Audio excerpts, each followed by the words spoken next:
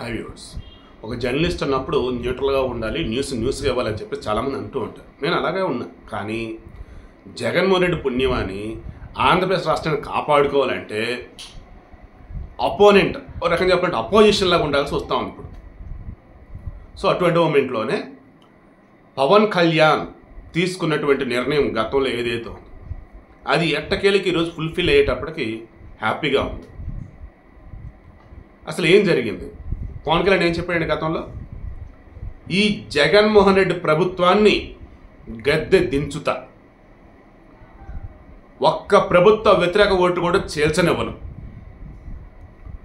పొత్తులు పెట్టుకుంటా, ఈసారి ఎక్స్పెరిమెంట్ చేయను, బలిపశువును కాను.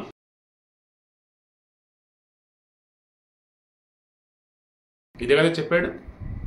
తర్వాత టీడీపీ జనసేన సంబంధించి పొత్తు అన్నప్పుడు వస్తూ ఉన్న మూమెంట్లో మనం కోరుకుంటున్నాము, బట్ వాళ్ళు కూడా కోరుకోవాలి కదా అని చెప్పేసేమో చంద్రబాబు గారు అన్నారు. పవన్ కళ్యాణ్ నుండి గౌరవప్రదమైనటువంటి సీట్లు కనుక ఇస్తే అప్పుడు పొత్తుకు మేము రెడీ అని ఆయన అన్నారు. తర్వాత మధ్యలో వైసీపీలు తెగరచ్చగొడతా ఉన్నారు. సింహం సింగిల్గా రావాలి, మా జగన్మోహన్ రెడ్డి పులి సింగిల్గా వస్తాడు అద్దని. అయినా సరే టీడీపీ కానీ జనసేన ఎక్కడ కూడా ఆ విషయంలో నోరెత్తలే. ఎప్పుడైతే చంద్రబాబు గారిని అరెస్ట్ చేసి లోపల పెంచున్నారు రాజమండ్రి జైల్లో, అప్పుడు పవన్ కళ్యాణ్ ఓపెన్ అయ్యాడు. టీడీపీ జనసేన కలిసి ఎన్నికల్లోకి వెళ్తున్నాయి, బీజేపీ ఆశీస్సులు మాకుంటాయి, బీజేపీ కూడా మాతో కలిసి ఉంటుందే నమ్మకం నాకుంది అన్నారు.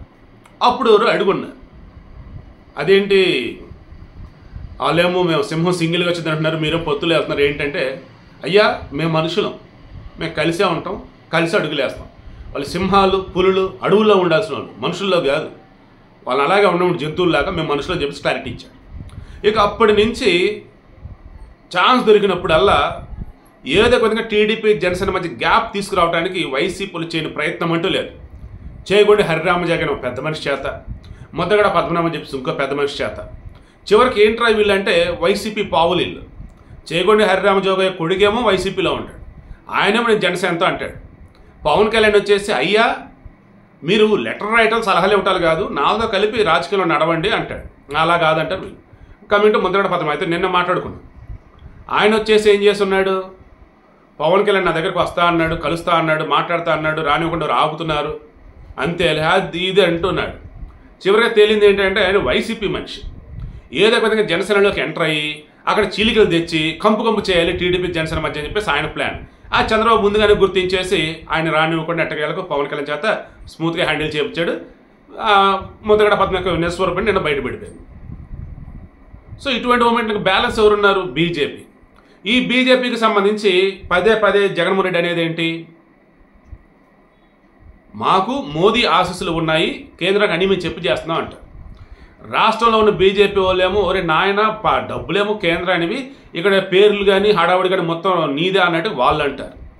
మొన్న మధ్య వచ్చేసి జేపీ నడ్డా, అమిత్ షా ఏమో జగన్మోహన్ రెడ్డి కరెక్ట్గా కాదు, అసలు అవినీతి అవినీతి అన్నారు. దానికి సంబంధించి ఇంతవరకు మరి మీరు స్టెప్స్ తీసుకున్నారా? కేంద్రంలో ఉంది మీరే, ఈడీ కానీ ఐటీ కానీ తర్వాత సిబిఐ రిలేటెడ్ కానీ ఏం స్టెప్స్ తీసుకున్నారు మీరు? మాటలు తప్పేనని చెప్పేసి ఎంత అనుకుంటారు మూమెంట్లో. ఇదిగో ఇప్పుడు పవన్ కళ్యాణ్ ఢిల్లీ వెళ్ళి ఆయన చేసినటువంటి పని ఏదైతే ఉందో రానున్న రోజులలో ఎప్పుడైనా సరే జగన్మోహన్ రెడ్డి జైలుకైనా వెళ్ళొచ్చు, లేదా వైసీపీ యొక్క కోటలో బేట్ల వారేకం కుప్ప కూలిపోవచ్చు. ఎందుకంటే జస్ట్ ఇప్పుడే మనకు వచ్చినటువంటి న్యూస్, దీనికోసం ఇప్పుడు దాకా వెయిట్ చేస్తూ ఉన్నాను. బీజేపీ టీడీపీ జనసేన పొత్తు కన్ఫామ్ అయింది. 2014లో 13 ఎమ్మెల్యే సీట్లు ఇచ్చున్నారు, తర్వాత 4 ఎంపీ స్థానాలు ఏది బీజేపీలు పోటీ చేసింది. జనసేనలో అప్పుడు నేను పోటీ ఇచ్చానన్నారు ఆయన, అప్పుడు 17.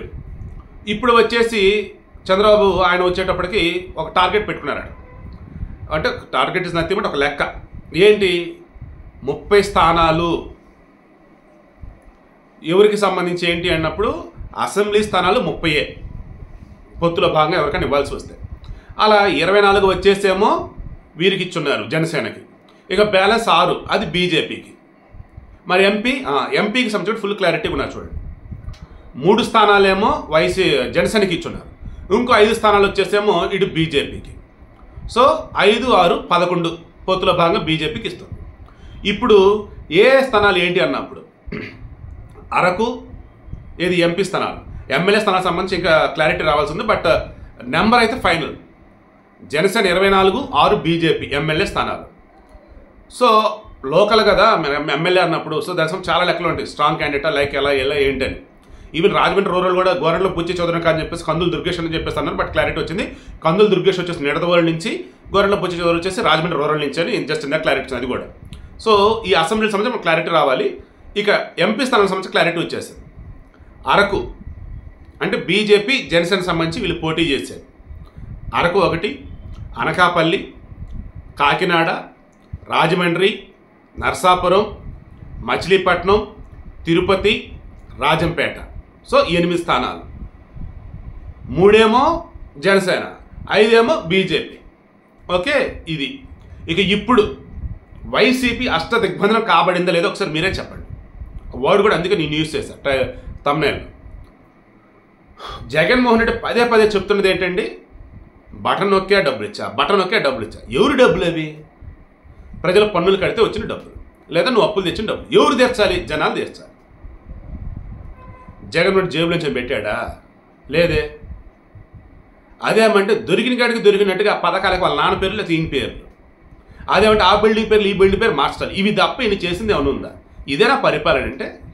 జనాలు మొత్తం రిలీజ్ అయ్యారు. Where is job calendar, where is mega DSC, where is మద్యపాన నిషేధం, పొలం కంప్లీట్ అయిందా? రోడ్లు ఎంత అధ్వానంగా ఉన్నాయి? కరెంటు ఛార్జీలు ఎన్నిసార్లు పెంచారు? ఆర్టీ ఛార్జీలు ఎన్నిసార్లు పెంచారు? అడ్డదడిన పనులు ఏంటి? రిజిస్ట్రేషన్ ఛార్జీలు ఎందుకు డబ్బులు అయినాయి? ఇలా చెప్పుకుంటూ పోతే వామ్మో ఇంత అధ్వానమైన పరిపాలనలు ఈరోజు మనం ఉన్నామని చెప్పేసి అందరికీ అర్థమైపోతుంది. ఇప్పుడు బీజేపీతో కలిసారు. బీజేపీలో ఇంకేం చేస్తారు? కేంద్రం నుంచి నిధులు ఎన్ని వచ్చి ఉన్నాయి, దానిని ఈయన కరెక్ట్గా వాడాడా లేదా? ఈ రకం చూసుకుంటున్న పంచాయతీ నిధులను కూడా వీళ్ళు పక్కదారి పట్టించారు. వేరే పథకాలకు సంబంధించి కేంద్రం నుంచి వస్తే వాటిని కూడా పక్కదారి పట్టించారు. ఇప్పుడు అవన్నీ బయటపడతాయి. అంటే ప్రజల ముందు జగన్మోహన్ రెడ్డి పరిపాలన ఎంత అధ్వానం అన్నది ఇంకేమిలా ఎలా చెప్పాలి, నగ్న సత్యం అన్న వేళ అంటూ ఉంటారు చూసారా, అలా మొత్తం ఇంక ఓపెన్ చేసి చూపిస్తారన్నట్టు.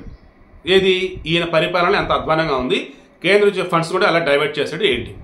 అండ్ ఇప్పుడు ఆల్రెడీ మన తమిళనాడులో ఇసుక తవ్వకాలకు సంబంధించేసి ఎన్ఫోర్స్మెంట్ డైరెక్టరేట్ సిబిఐలో కేంద్ర దర్యాప్తు సంస్థ అయితే ఒక ఇన్వాల్వ్ అయి ఉన్నారు. అక్కడ తవ్వకాలు కూడా ఆపున్నారు. అలా చూస్తే ఏపీలో బోల్డ్ ఎంత దారుణంగా ఉంటుంది బాబు అని చెప్పేసి అంటున్నారు. ఈ కమిషన్లు కానీ డబ్బుల విషయంలో కానీ ఇలా చూసుకుంటున్నప్పుడు నేషనల్ గ్రీన్ ట్రిబ్యునల్ ఉండొచ్చు, ఫారెస్ట్ డిపార్ట్మెంట్ వాళ్ళు వీళ్ళంతా ఇప్పుడు ఒక్కసారిగా యాక్టివ్ కనుక అయినట్టయితే ఏటు ఎన్నికలు కూడా అమల్లోకి రాబోతుంది. కాబట్టి రాష్ట్ర పోలీసులు మనగానే అవినాష్ రెడ్డి అరెస్ట్ చేయడానికి సిబిఐ వాళ్ళు వస్తే శాంతి భద్రత దృష్టి అని చెప్పేసి అడ్డుకున్నారే, అలా ఇంక ఉండదు. ఇప్పుడు జస్ట్ ఇందా పవన్ కళ్యాణ్ అన్నాడు, మంగళగిరిలో జనసేన వాళ్ళు ఉంటున్నటువంటి క్వార్టర్స్ ఏవైతున్నాయో అక్కడికి అసలు సర్చ్ వారెంట్ లేకుండా నైట్ వెళ్ళి వాళ్ళని ఇబ్బంది గురి చేశారట. గుర్తు పెట్టుకుంటున్నాము, మీరు ఇప్పటికి కూడా జనసేన మీరు ఇప్పటికే వైసీపీకి సంబంధించిన కార్యకర్తలుగా పనిచేస్తే పోలీసులు రేపటి రోజు ఒక్కరు కూడా వదిలిపెట్టద్దు మేము అధికారంలోకి వస్తే అన్నారు. సో పోలీసులు కూడా ఇంకా ఆల్రెడీ అలర్ట్ అయిపోతున్నారు. వాళ్ళు కూడా ఒరే బాబు వైసీపీ గవర్నమెంట్ పోయేటట్టు ఉంది, ఎన్నారు వాళ్ళు చెప్పింది చేసాం మనం చాలు బాబు, ఇంకా ఎన్నికలు కూడా అమల్లోకి రాబోతుంది కాబట్టి ఇప్పుడైనా మనం డ్యూటీ మనం చేసుకుందాం అనే వాళ్ళు వాళ్ళు ఉన్నారు. సో ఇంక ఇప్పుడు ఏమైంది, ఎక్కడికక్కడ కేంద్ర దర్యాప్తు సంస్థలు ప్రాపర్గా ఇన్వెస్టిగేషన్ చేస్తూ ఉంటే ఈ వైసీపీ వచ్చేసినటువంటి అవినీతి అక్రమాలు అన్నీ బయటపడతాయి. అవన్నీ జనాల ముందు ఉంచుతారు. అండ్ ఆల్రెడీ వైసీపీ నుంచి చాలామంది ఇప్పటికే బయటకు వస్తూ ఉన్నారు, ఎంపీలు కానీ ఎమ్మెల్యేలు కానీ.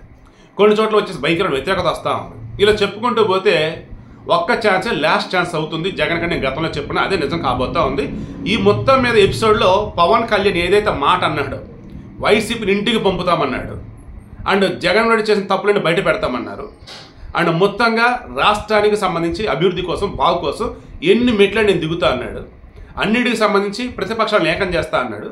అలా అన్నప్పుడు కాంగ్రెస్ కమ్యూనిస్ట్ వాళ్ళు కలిసి వెళ్తున్నారు అనుకోండి, ఇక్కడ బీజేపీ టీడీపీ జనసేన కలిసినప్పుడు ఆటోమేటిక్గా మేజర్ రోడ్పై కిట్టే ఉంటుంది. సో ఫైనల్లీ వైసీపీ అష్ట దిగ్బంధనం, రాష్ట్ర ప్రజలకి వైసీపీ నుంచి విముక్తి ఖాయం.